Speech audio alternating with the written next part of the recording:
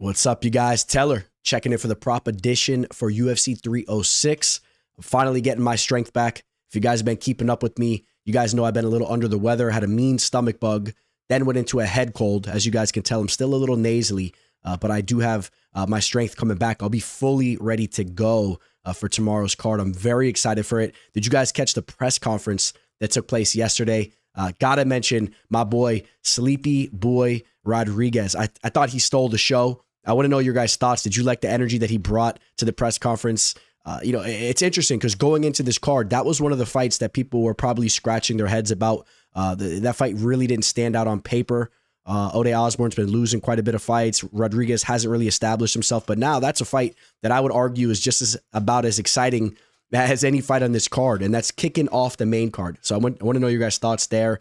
And if you guys are new to the channel, I have a full prediction video for this card where we dissect every single fight. We dissect every single betting line. We start at the bottom, work our way up towards the top. So you guys can catch that here on the channel. This video, we're specifically going to be talking about prop bets. Okay, we're going to be talking about over-unders, specific method of victory, and all that jazz there. Okay, so that's what you can expect here.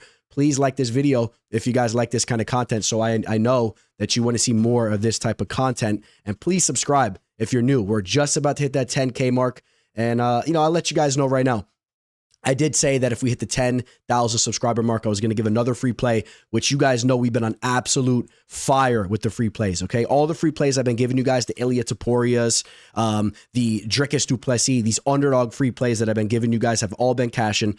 I'm going to throw you guys a free official play regardless. But if you guys hit that subscribe, it would help me out. But that video will be up here on the channel before this card takes place. So now if you're interested in everything I have lined up for this card, I have 6 official plays locked in, and we have some major targets on the horizon. So if you want my entire slate, do not hesitate to reach out to me. Shoot me a DM on Instagram or Twitter, or you could also shoot me an email. I got my email scrolling below. And the last thing before we get on into it, there's a special offer from BetUS that's on the table right now. If you want to take advantage of it, 150% match on your first 3 deposits. Since the football season just kicked off, they put this on the table. I don't know how long it's going to last, but if you're looking to take advantage of that, reach out to me, shoot me an email or a message on IG or Twitter. I'll get you a link that will give you a 150% match on your first 3 deposits. No other sports books are giving you those types of deposit matches, okay? And speaking of the football season kicking off, oh boy, how about my boy Tua getting a concussion last night? My Dolphins getting dismantled by the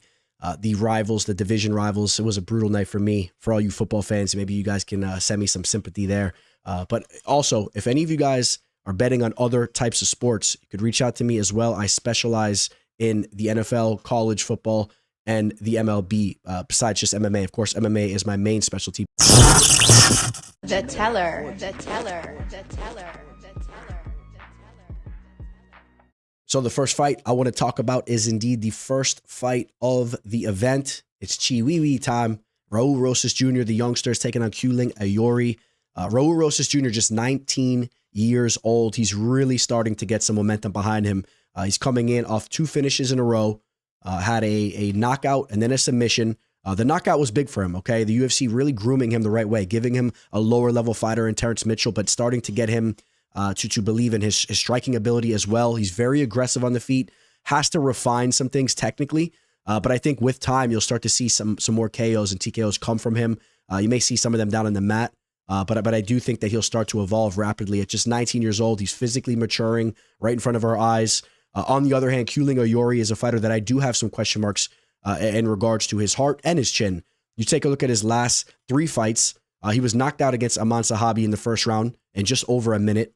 Okay, and the Daniel Marcos fight, he was really getting pieced up and kind of took the chicken's way out. If you guys remember, it was a funky fight. The groin strikes were going on, and he didn't want to continue. But make no mistake about it, he was getting pieced up, and he was en route to potentially being finished in that fight. So I have some question marks in regards to Aoriqileng, and I see this fight not making it to the final bell. I think that Raul Rosas Jr. is going to get him out of there. Aoriqileng, also a fighter that absorbs a lot of strikes, absorbing 6.03.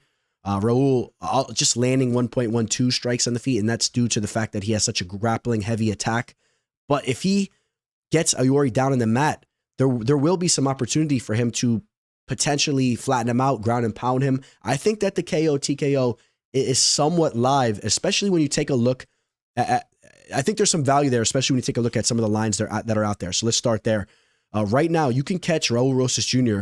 to get a knockout in this fight as high as plus 450. Okay, so I mean, there's some value out there if you ask me. And when you're really feeling confident that Raul is going to get him out of there, and you're taking a look at the line like that, I think there's some value. I do think it's more likely he gets the submission. With the submission, you're looking at lines somewhere in the minus 155 to minus 185 range. I wouldn't be opposed to that as well. Maybe you just take a safer route overall. I wouldn't say a safer route, but maybe a more basic route if you want to just target the under 1.5, which on BetUS right now, it's at minus 125. It opened up at minus 155, so the action going the other way, you're getting a better line than what it opened up as. But I think that the finish is very live for Raul Rosas Jr. here. He's going to kick the card off. The crowd energy is going to be crazy, and Aoriqileng may just crumble due to the pressure of Raul. And just keep in mind, Raul's going to show rapid growth in his game. Kid's very promising. Keep an eye on those lines that I just threw out to you guys. This is one of many great matchups on the card. Two very young, promising fighters, both under 30. And I've already gone out there and put on some spectacular performances. Manuel Torres taking on Ignacio Bahamondes. First and foremost, check this out. I mean, you take a look at the numbers these fighters have been landing in the octagon. Manuel Torres landing 8.14 strikes per minute. Bahamondes landing 7.15. Both these fighters really push the pace with their striking when they're in there, and that's exactly what I expect to see. I think these guys are going to clash right off the rip. I do think that there is a very likely scenario that Manuel Torres gets on the inside and finishes Bahamondes. I think that's a realistic possibility. But if he doesn't get that finish early on, while on the other hand, of course, Bahamondes can have his own early finish. I mean, he's a dangerous fighter. But if the fight gets past the first round, Bahamondes is a fighter that is much more proven here. Ignacio Bahamondes has gone in there and showcased that he's willing to go to war. I mean, one fight that really stands out to me is the John Makdessi fight, and I know he lost that fight. That was a perfect example of him not being as good of a fighter on the inside. Makdessi really got on the inside, and Bahamondes was entertaining that too much. But he took so much damage and still was giving his own damage as well and just went to war. Makdessi, he showed that fighting spirit that he has.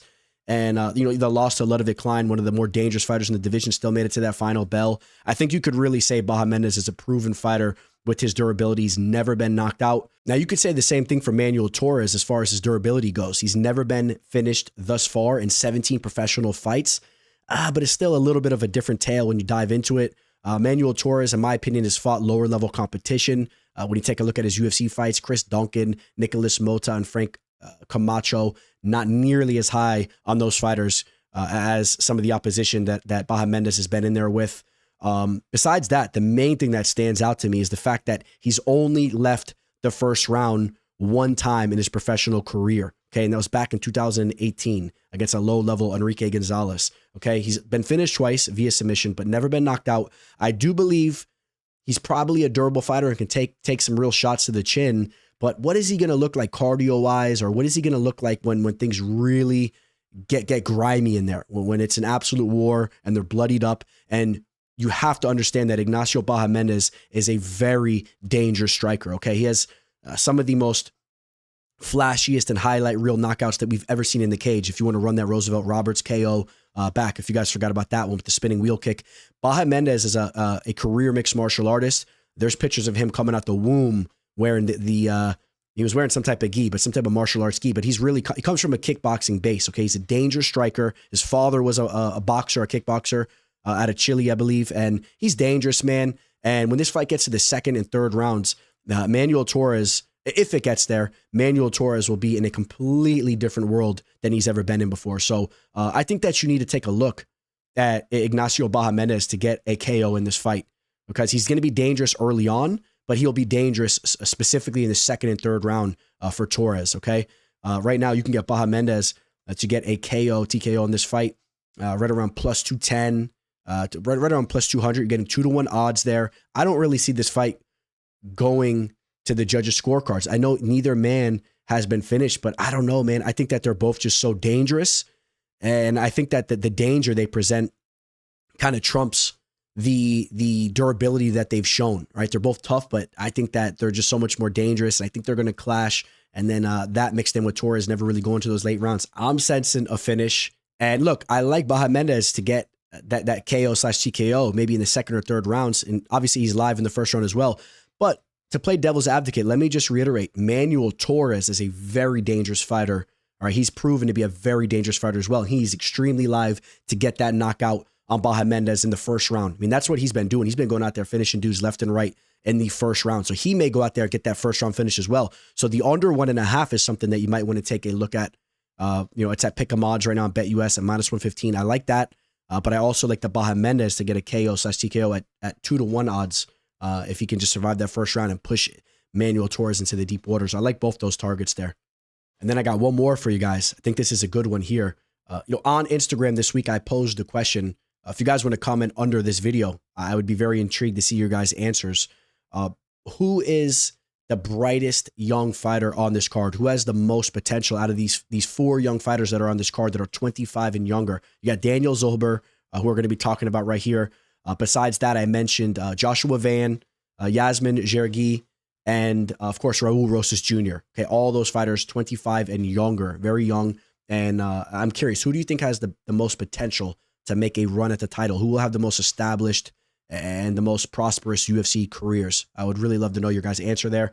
Daniel Zellhuber is probably my answer, to be quite honest. I think this kid's the truth. I've been hearing rave reviews about him. He's been training with Eric Nixick over in Vegas. I mean, this dude's uber talented. He has some real physical tools that he brings to the cage. He's taking on Esteban Ribovics here, who's a very dangerous fighter in his own regard. Well, check this out. First and foremost, I want to let you guys know I got some insider knowledge, man, from a very reliable source, okay? I'm hearing that Esteban Ribovics has a hand injury, okay? So that's something you got to keep an eye on. I heard that he has a pretty serious hand injury going into this fight. I don't know, I mean, we'll see how true that is, but that's kind of the word that leaked out of his camp from some reliable sources. That's going to benefit us here. You guys know I've already been on Daniel Zellhuber. I think he's very good at what he does. And I think that he's just going to get the better of the striking exchanges against Esteban Ribovics. He's going to have an 8-inch reach advantage. Okay, so he's going to be able to use his reach advantage to really style and point on Ribovics from the outside. That's exactly what he needs to do. Doesn't want to let Ribovics get on the inside because he's very dangerous and will be live to land a KO. We've seen how dangerous Ribovics is there, coming off a brutal KO finish on Terrence McKinney. And Zellhuber doesn't want none of that. Doesn't want to deal with none of that. And here's the thing, though. I'm going to cut to the chase. Both of these fighters, once again, we're talking about 2 fighters that have proven to be very durable. Neither man has ever been knocked out in their pro careers. I see this fight going to the final bell as well. Zellhuber has really shown that he's willing to go in there. I know there's been some buzz that he's been talking about. He's going to go out there and get a finish. He needs to get a finish. He knows that. He hasn't been getting a lot of finishes as of recently. Had the the Giagos submission, but other than that, decisions Prado, decisions Lando Venata, decisioned Lucas Almeida on the Contender Series, lost a decision to Trey Ogden. I think that he's going to go in the cage and do what he's been doing for the most part of his UFC career, and that's going out there, landing significant shots from the outside, getting the better of his opponent, but not getting him out of there. Ribovics is so tough. Like I said, he's never been finished. I think Zellhuber will be a step ahead as far as the striking goes, but I don't think he gets that finish. And I like this fight to make it to the final bell. So maybe that's something you want to target there. But something that you may want to target where there's some actual value. Maybe you're looking at Zellhuber to win a decision, which is right now it's right around +130, +110 to +30. You're getting plus odds on him. And that's, you're getting that line. Take this into consideration. Zellhuber right now is right around a -220 to -230 favorite. Okay, so he's a pretty hefty favorite. Okay, this fight is very much favored to go to a decision. I mean, you take a look. I mean, the over 2.5 rounds is set at -185. The fight to go the distance is set at -165, -185. I mean, this fight's very favored to go to a decision. You're getting the better fighter, in my opinion, with the crowd behind him. I like Zellhuber to win via decision. You're getting plus odds in that. I think that's definitely a play that you want to take a look at there. Okay, that's the last one I'm going to give you, and I think that's a good one. All right, guys, that's going to wrap up the prop edition video. Don't forget, I should have a free play coming your guys' way, and we've been tearing them up. So let's see if we can continue that streak. And then I got 6 official plays, 6 big-time official plays for this card. All right, reach out to me if you guys are interested. Other than that, I would really appreciate if you guys can like this video, subscribe to the channel, catch me on all my social media. I wish you guys all to have a blessed and great week. Going into the weekend here, wish you guys all to all have a great weekend and to enjoy the fights. All right, guys, take care. You'll see a lot more from me. Signing out. Teller. The teller. The teller. The teller.